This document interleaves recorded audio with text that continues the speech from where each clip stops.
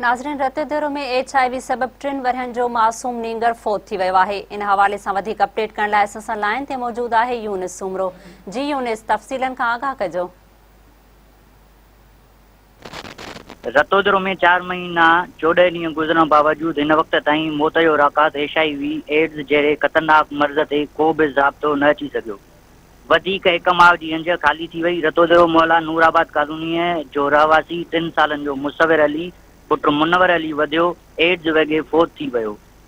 जॾहिं त हिन वक़्त ताईं फोतियुनि जो अंग वधी 34 थी वियो आहे। नींगर जे वालिद मुनवर अली मीडिया सां ॻाल्हाईंदे चयो त 3 महीननि खां रतोदरो तालका इस्पताल ऐं लाड़काना शेख ज़ैद इस्पताल जा चकर काटे काटे थकिजी पिया आहियूं, पर इलाज न मिलियो, जंहिं करे मुंहिंजो मासूम पुटु फोत थी वियो। हिन चयो त इलाज न मिलण सबबि केतिरा ई मासूम ॿार ज़िंदगी ऐं मौत जी जंग विड़ी रहिया आहिनि, पर हिन वक़्त ताईं सिहत खाते सिंध हुकूमत ऐं वफ़ाक़ी हुकूमत तरफ़ां HIV वायरस में मुब्तला मरीज़नि जे इलाज लाइ हिन वक़्त ताईं के बि जोगा उपाव न वरिता विया आहिनि।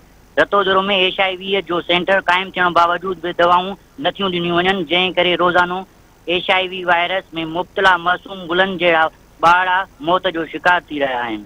हिन चयो त असां चीफ जस्टिस ऑफ पाकिस्तान खे अपील था करियूं त रतोदरो में सेंटर ते मुफ़्त इलाज फराहम करे ॾियण लाइ वास्तेदार इदारनि मथां कानूनी क़दम खयो वञे त जीअं ॿियनि मासूम ज़िंदगियुनि खे मौत जे मुंहं मां कढियो वञे ऐं कोताही कंदड़नि जे ख़िलाफ़ कार्रवाई कई वञे। जी यूनिस, तव्हांजी महिरबानी।